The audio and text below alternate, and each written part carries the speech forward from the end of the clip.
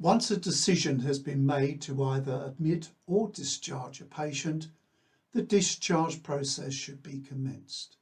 To do so, right-click on the patient and select Discharge Process. When the Depart process opens, you'll note there are mandatory yellow fields. These must be completed by clicking on the pencils at the end. Note, the ED investigations and ED treatment meds procs forms will be used by both clinical and data quality staff to input the chargeable data such as blood scans and any treatment the patient has received.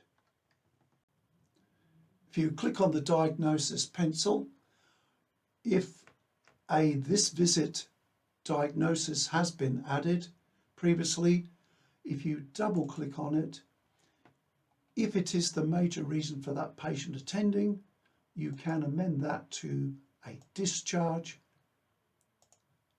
and confirm diagnosis.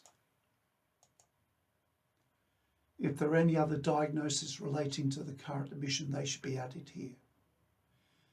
This one is not, but if this was an ongoing problem the patient may be suffering from, you can right-click on it and add it to the problems, and it will move to here too.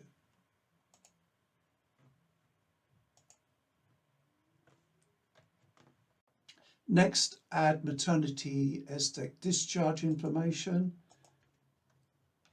So here enter synopsis of the patient's attendance and if the patient is to be discharged, any advice or instructions for their GP. Once complete, sign the form. Here you'll be required to fill in some appropriate information. For training purposes, I'm going to make the following selections.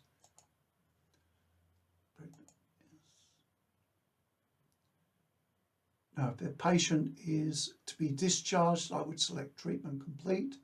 If they're to be admitted to an inpatient ward, I click on stream to other department. For training purposes, I'm going to select that. Destination, if they're to be sent to a ward, we should select ward. If they're to be sent home, we click on usual place of residence or any other accommodation which they came from. For training purposes, I'll click on ward.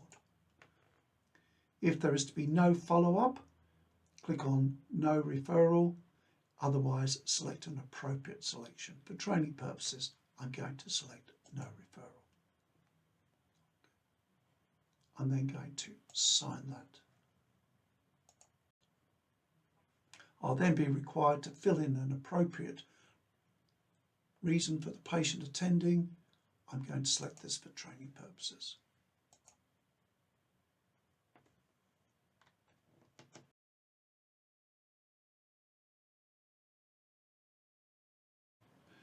When the patient is ready to depart a maternity SDEC, and only then should you click here and indicate whether the patient's been given a copy of the discharge letter or not.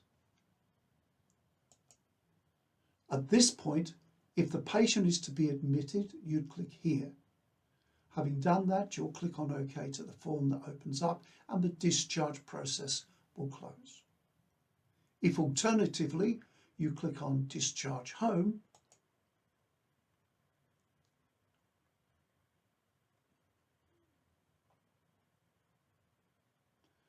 you'll be asked to complete the discharge documentation to indicate the date and time the patient was discharged. And then click on OK. And again, the discharge form will close. When you refresh the screen, the patient will disappear, and if they are a DTA, they will appear here, and if they are a patient that has been discharged, you go onto the tracking shell. On the Discharge tab, you can see the patient discharged. It's currently 36 hours. You can select 72, or if you click on None, you'll see all the patients recently discharged. If the patient is being transferred, you can see them on maternity transferred, and if they're currently in transit, you will see them there. To return to a launch point screen, click on Launch Point.